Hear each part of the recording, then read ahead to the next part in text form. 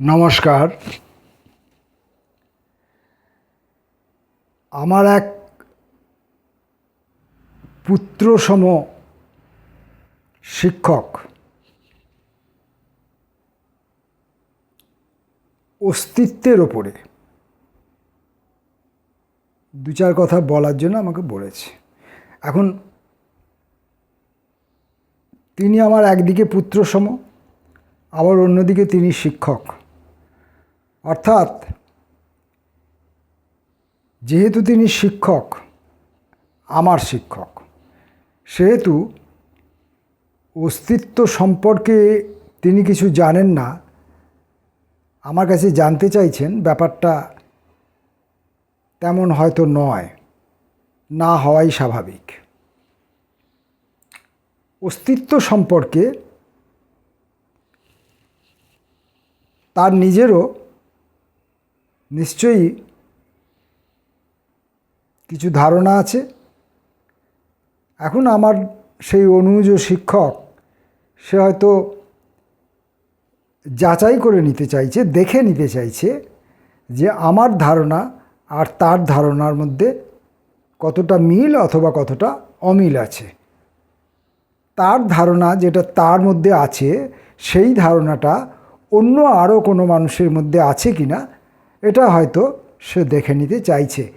এবং এইভাবে যাচাই করে নেওয়াটা আমাদের প্রত্যেকেরই, আমাদের যে কোনো বিষয়ের উপরে আমাদের যে ধারণা, আমাদের যে বোধ, আমাদের যে অনুভূতি, সেগুলো আমাদের অন্যের সঙ্গে যাচাই করে নেওয়া উচিত। তাতে আমাদের ধারণা বা আমাদের বোধ সঠিক কিনা, অথবা সেটা সমাজে কত সংখ্যক লোকের মধ্যে বা আদৌ আরও কোনো মানুষের মধ্যে সেটা আছে কি না, এটা জানা সম্ভব হয়।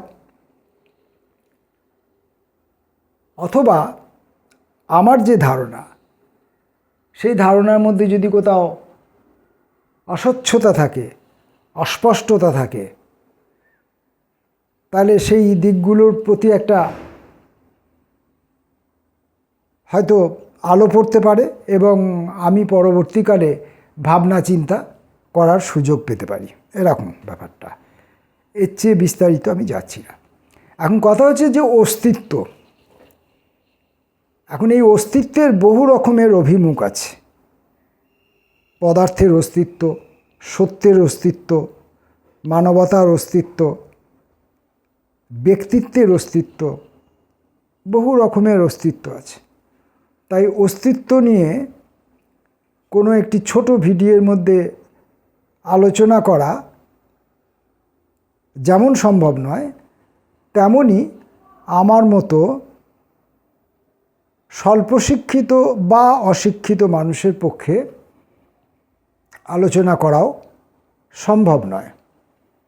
তবু রবীন্দ্রনাথ যেহেতু বলে গেছেন, আছে বল দুর্বলেরও, তাই বোধহীন মানুষেরও হয়তো কিছু বোধ আছে, এই ধারণার উপর ভরসা করে অস্তিত্ব সম্পর্কে আমার কি ধারণা তা আমি খুব ছোট করে বলবো। এখন বিজ্ঞানের পরিভাষায় পদার্থের অস্তিত্ব, শক্তির অস্তিত্ব, এসব নিয়ে বলতে গেলে প্রথমত তো আমাকে বিজ্ঞানে শিক্ষিত হতে হবে, আমাকে পড়াশোনা করতে হবে। আর দ্বিতীয়ত সেটা ক্লাসের পর ক্লাসে সেটা আলোচনা করতে হবে, সেটা দু এক দিনের কাজ নয়। তবে খুব সংক্ষেপে দু চার কথা বলা যেতে পারে।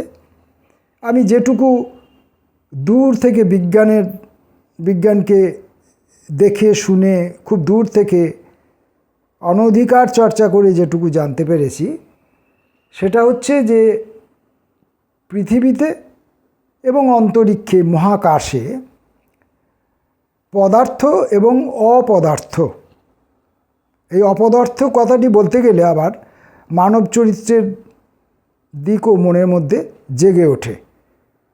আমরা মানব চরিত্রের দিকে যদি আমরা তাকাই, বেশিরভাগ ক্ষেত্রেই আমরা দেখতে পারি পদার্থ কম, অপদার্থের সংখ্যা বেশি, সে ভিন্ন কথা।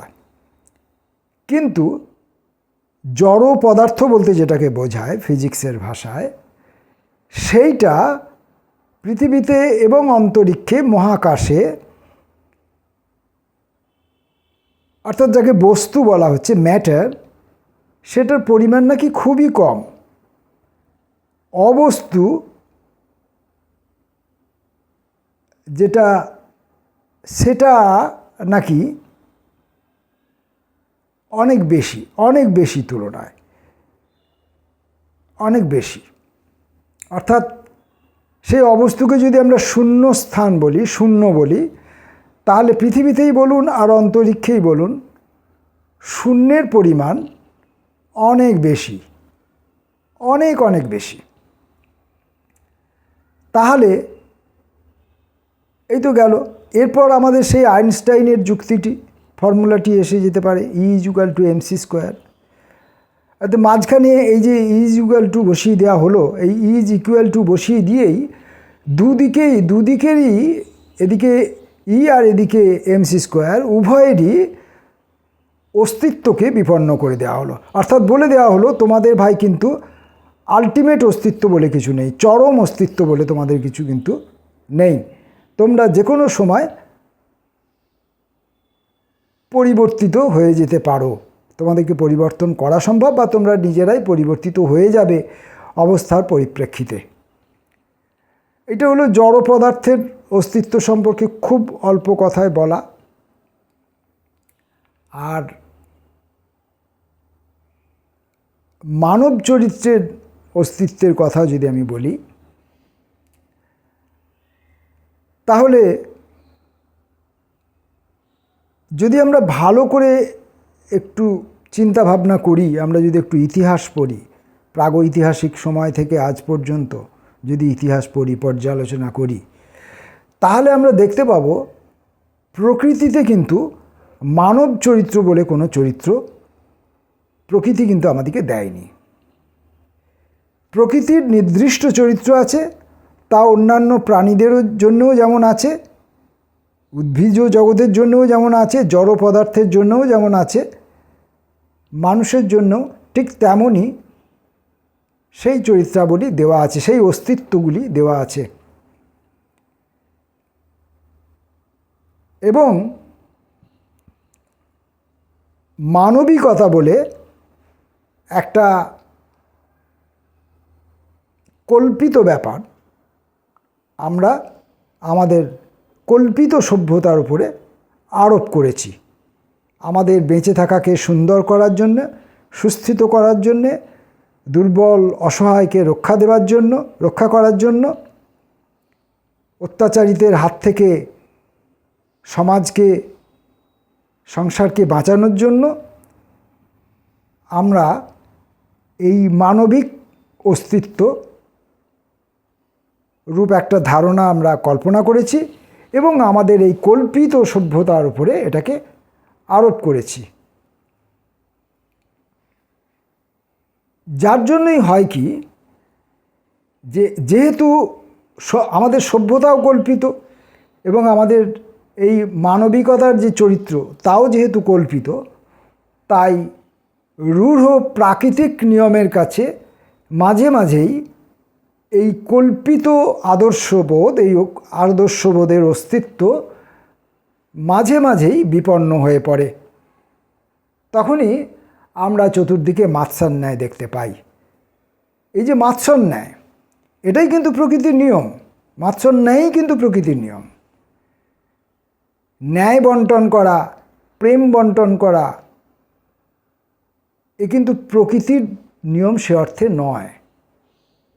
প্রকৃতি যে অর্থে যুদ্ধ দেয়, প্রকৃতি যে অর্থে সংহার করার প্রবণতা দেয়, প্রকৃতি যে অর্থে আমাদের যাবতীয় রিপু আমরা যেগুলোকে বলেছি, যেগুলো আমাদেরকে দিয়েছে প্রকৃতি যে অর্থে, সেই অর্থে কিন্তু এই সদ্গুণগুলো প্রকৃতি আমাদেরকে কিন্তু সেইভাবে দেয়নি। এবং অধিকাংশ ক্ষেত্রেই দেখা যায় যে এই প্রাকৃতিক অস্তিত্বগুলো, প্রাকৃতিক চরিত্রগুলো, প্রাকৃতিক গুণাবলীগুলো, যে যে মানুষের মধ্যে যতটা কম দুর্বল, সেই দুর্বল মানুষের উপরে দেখা যায় যে এই কল্পিত মানবিক অস্তিত্বর প্রকাশ হওয়া খুব সহজ হয়। তাদের মধ্যেই এই গুণগুলো আমরা দেখতে পাই। তার জন্য তাকে লেখাপড়া শিখতে হয় না, কোনো কলেজ ইউনিভার্সিটিতে যাবার দরকার পড়ে না। অটোমেটিক্যালি দেখা যায় সে খুব সহনশীল, সে খুব নির্বিরোধী, সে খুব দয়াপ্রবণ। এগুলো অটোমেটিক্যালি স্বাভাবিকভাবেই দেখা যায়, কারণ সে দুর্বল। আমার মতো মনে হয়, আমার সঙ্গে সবাই একমত নাই হতে পারেন, আমার মতো মনে হয়।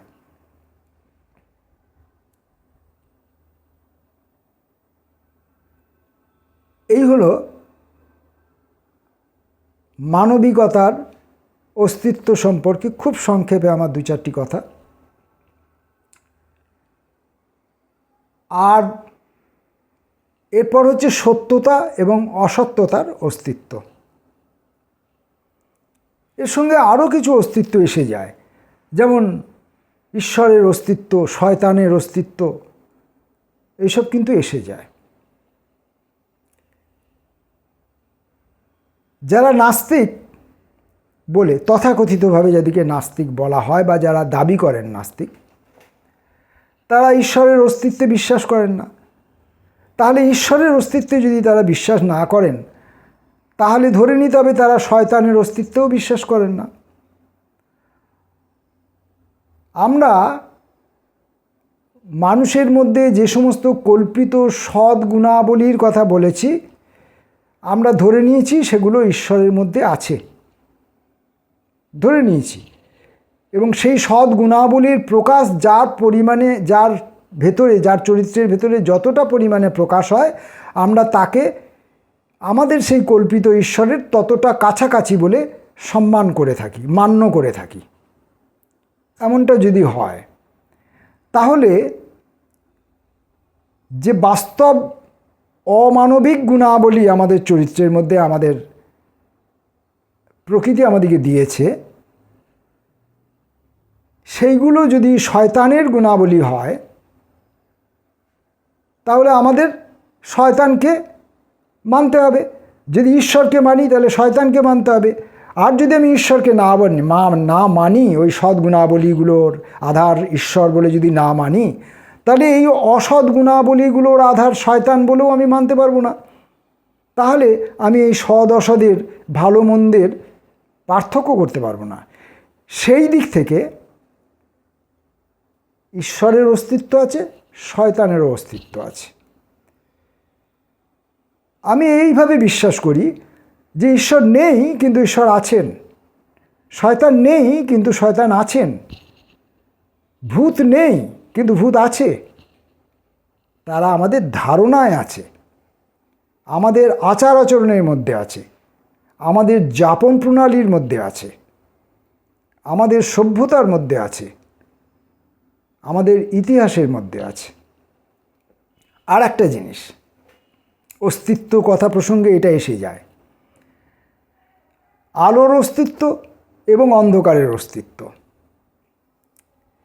এই দুই অস্তিত্বর মধ্যে যদি তুলনা করেন, তাহলে দেখা যাবে যে আলোর অস্তিত্ব কিন্তু খুব দুর্বল, অন্ধকারের অস্তিত্ব কিন্তু বেশ প্রবল।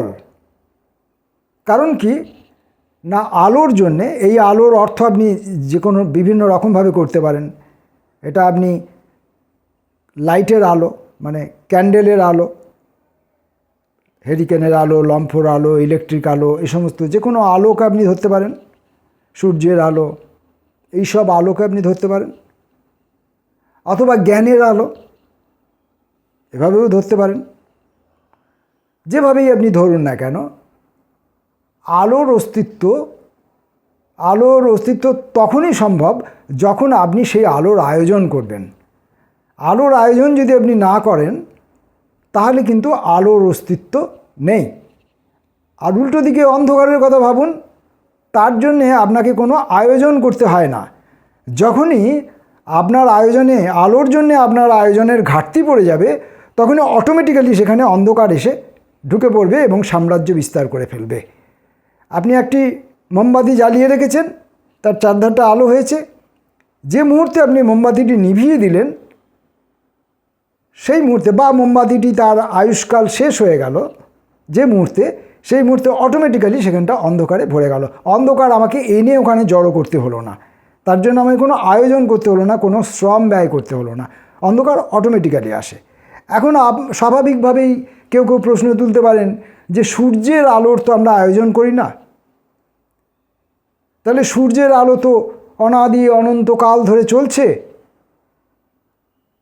যেমন অন্ধকার অনাদি অনন্তকাল ধরে আছে, সূর্যের আলো অনাদি অনন্তকাল ধরে আছে, তাহলে এই ক্ষেত্রে তো আলো অন্ধকার সমান সমান।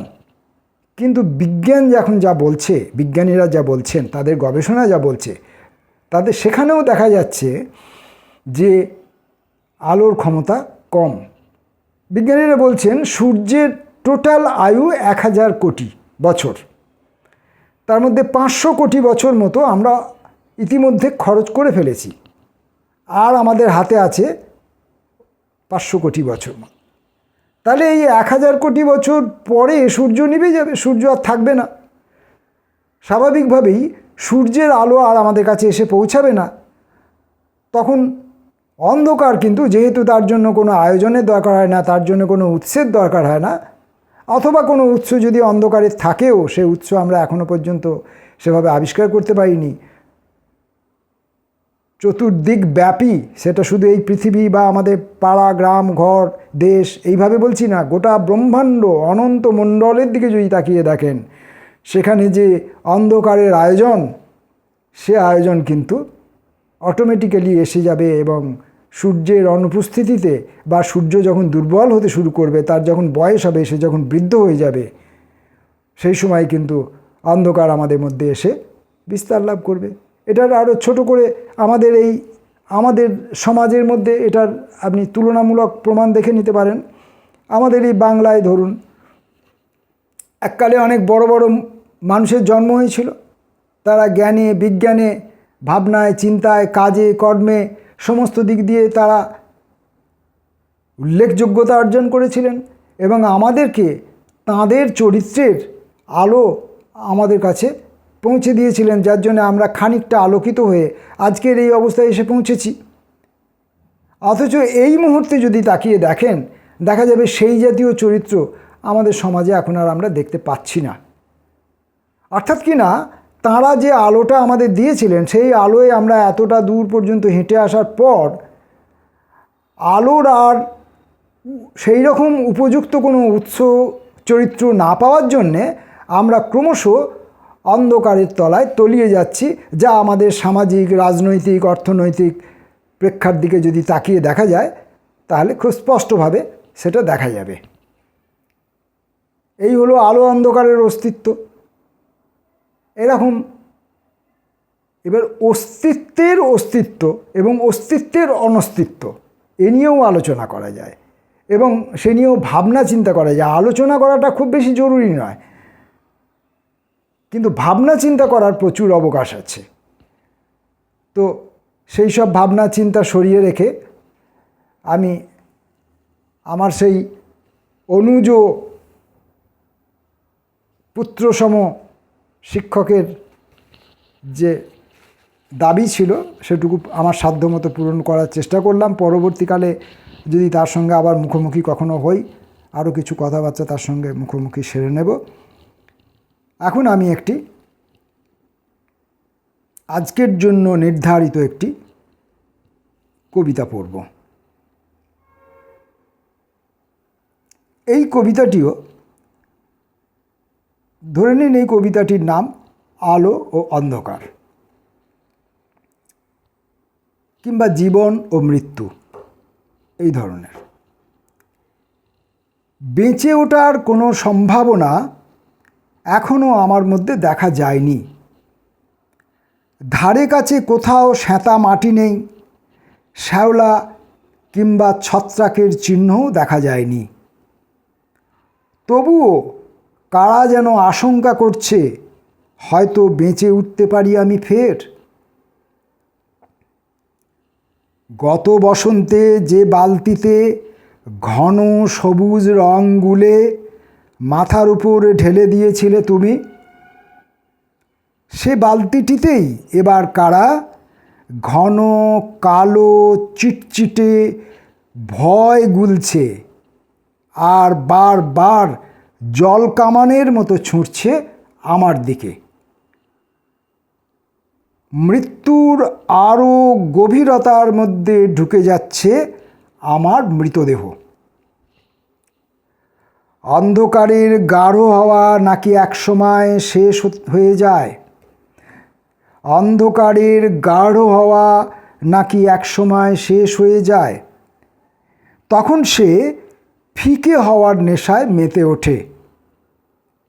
এই সত্য থেকেই নাকি অনুমান করা গেছে কৃষ্ণ গহ্বরের বিপরীত প্রান্তেই রাধা গহ্বর আছে, দূরত্ব যতই হোক। আমার মৃতদেহের মধ্যে এখনো কোটি ভাগের এক ভাগ হলেও জীবনের এক হালকা ইলিউশন লেগে আছে। তার খুব কাছাকাছিই নাকি অনুমানের বাড়ি। ফলত যা কিছুকে আমরা আজকে অনুমান বলে ভাবি, যা কিছুকে আজকে আমরা কল্পনা বলি, যা কিছুকে আমরা আজকে স্বপ্ন বলি, অদূর ভবিষ্যতে তা সত্যে পরিণত হতেই পারে, হয়েওছে। যা কিছু আজ পর্যন্ত আমাদের আবিষ্কার তা সবই এভাবেই হয়েছে, কল্পনা থেকে, অনুমান থেকে বা জাগতিক যুক্তির পরম্পরা থেকে। আজকে এইটুকুই। নমস্কার।